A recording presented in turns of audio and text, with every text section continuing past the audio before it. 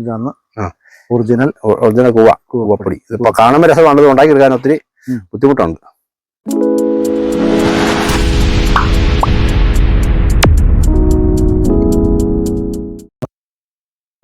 ഇതൊക്കെ ഇത് കൂവാന്ന് പറയും. കൂവ മഞ്ഞളിന്റെ ഫാമിലി പെടുന്നതാണ്.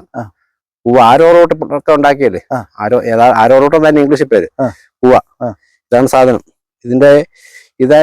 നമ്മൾ മഞ്ഞൾ പോലെ തന്നെ അതിന് തടയുണ്ട്, വിത്തുമുണ്ട്. ഇതിപ്പോ ഇതിന്റെ തടാന്ന് പറയും, മാതൃകമായിട്ടുള്ള. അതായത് ഇങ്ങനെ ശേഖരമായിട്ട് ഇങ്ങനെ പോകും.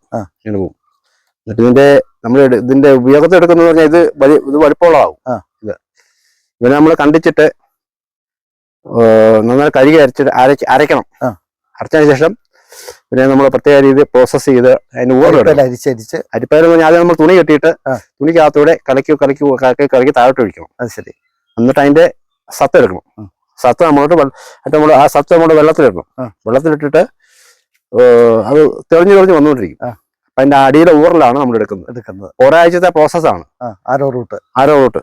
ഇത് വളരെ ബുദ്ധിമുട്ടുള്ള പണിയാണ്. ഇത് മിക്സിക്കകത്ത് കണ്ടിച്ചിട്ട് ചെറുത് മിക്സിക്കകത്ത് അരിച്ചിട്ട് കഴിഞ്ഞ ദിവസം ഞാൻ കണ്ടിട്ടുണ്ട്, കയ്യുടെ ഇവിടെ പൊട്ടിയതുള്ളൂ. അത് ശരി. ഈ സാധനം നമ്മളിങ്ങനെ തോട്ടത്തിനകത്ത് പിഴിയണം. തേങ്ങാപ്പാൽ പിഴിയല്ലേ, അങ്ങനെ പിഴിഞ്ഞിട്ട് അതിന്റെ ആ ഊറില് എടുത്തിട്ട് അത് ഇങ്ങനെ വെള്ളത്തിൽ വെക്കണം. വെള്ളത്തിൽ വെച്ച് ഇത് താങ്കൾക്ക് അധികം കൃഷിയുണ്ടോ? എനിക്കിത് കുറച്ചുണ്ടായിരുന്നു. നടാൻ വേണ്ടിട്ട് ഇതിപ്പോ ഞാൻ ഇത് നടാൻ വേണ്ടി വെച്ചിരിക്കുന്നത്. ഇതിന്റെ വലിയ തടാന്ന് പറഞ്ഞാൽ നല്ല വലിപ്പത്തിൽ വരും. അതാണ് നമുക്ക് അതിന്റെ അകത്ത് നമുക്ക് കൂടുതൽ പൊടി കിട്ടുള്ളൂ. അതിൽ നിന്നാണ് പൊടി കിട്ടുന്നത്. അതെ. ഇത് അരച്ചെടുത്തിന്റെ പൾപ്പ് നമ്മൾ ഇങ്ങനെ ബക്കറ്റിലിട്ടിട്ട് വെള്ളം ഒഴിച്ചിടും. വെള്ളം ഒഴിച്ചിട്ടിട്ട് അതിന്റെ ഊറിലെ അടിയിൽ അഴിയും. അപ്പൊ അതിന്റെ തെളി നമ്മൾ ഊറ്റിക്കളയും. അങ്ങനെ ഇത് ഒരാഴ്ച കൊണ്ട് 10 പ്രാവശ്യം നമ്മൾ ഊറ്റിക്കാണും. അങ്ങനെ ഊറ്റി അടിയിൽ കിട്ടിയിരിക്കുന്ന ഏറ്റവും സത്തായ സാധനമാണിത്. ഇനിയും വേണോ? ഇനിയും പ്രോസസ്സിംഗ് ഇല്ല, ഇനിയിപ്പോ നമുക്ക് വെയിലത്തിടാം. അടിയിൽ നല്ല കട്ടിയായിട്ട് പിടിച്ചു. ഇത് ഈ സാധനം കണ്ടോ? ശരി. ഇത് ഇനി നമുക്ക് വെയിലത്തിട്ട് ഉണങ്ങിയാൽ മതി. ഇത് മഞ്ഞ കളറാ അല്ലേ? അത് ഉണങ്ങുമ്പോൾ വെളുപ്പ് നിറമാവും. ഉണങ്ങുമ്പോ വെളുപ്പ് നിറമാവും. ഇതാണ് ആരോറൂട്ട് എന്ന് പറഞ്ഞ കൂവപ്പൊടി. യഥാർത്ഥ കൂവപ്പൊടി ഇതാണ്. പിന്നെ ആരോറൂട്ടാന്നൊക്കെ പറഞ്ഞതൊക്കെ അത്ര ക്ലിയർ ആണെന്ന് അറിയാൻ പറ്റിയില്ല. ഇതാണ് പണ്ടുകാലം മുതലേ കാരണന്മാര് അങ്ങനെ കൂവ പൊടിച്ച്, നേരത്തെയൊക്കെ അങ്ങനെ ആയിരുന്നല്ലോ കഴിച്ചുകൊണ്ടിരുന്നത്. വളരെ ശ്രമകരമാണ് സംസ്കരിക്കാന്ന് വെച്ചാൽ ബുദ്ധിമുട്ടുള്ള കാര്യമാണ്. ഇപ്പം നമ്മളൊരു 10 കിലോ കൂടെ തട അരച്ചാല് നമുക്കൊരു 3/4 കിലോയെ പൊടി കിട്ടും. അത് ശരി. 3/4 കിലോ പൊടി. അതാണ് അതിന് വ്യത്യാസം. 2000 രൂപയ്ക്കാണ് സാധാരണ 1 കിലോ കൊടുക്കുന്നത് ഒരു പൊടി. അപ്പൊ 1 കിലോ പൊടി ഉണ്ടാക്കണമെങ്കിൽ അത് നല്ല അധ്വാനമുണ്ട്. ഇത് നല്ല അധ്വാനം, പറയുമ്പോൾ എളുപ്പമാണ്. ഇത് ഇങ്ങനെ സംസ്കരിച്ചെടുക്കണമെങ്കിൽ നമുക്ക് സമയം പിടിക്കും. എത്ര ദിവസം കൊണ്ടാണ് ഇത്രയും? ഇതിപ്പോ 8 ദിവസം നമ്മൾ 2 പ്രാവശ്യം വെച്ച് രാവിലെ വൈകിട്ട് ഊറ്റി, അങ്ങനെ 8 ദിവസം ഊറ്റി കഴിഞ്ഞപ്പോഴാണ് നമുക്ക് ഈ പരുവത്തില് സാധനം കിട്ടിയിരിക്കുന്നത്.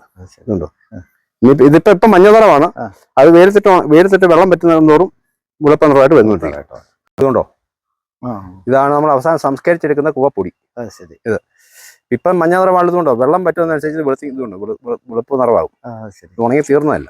ഇത് ഇതുപോലെ നല്ല ഇത് സാഹസം ഒരു നാവിലിട്ട് നോക്കി അതിന്റെ അറിയണമെങ്കിൽ. നല്ല തണുപ്പല്ലേ, സൂപ്പർ സാധനമാണിത്.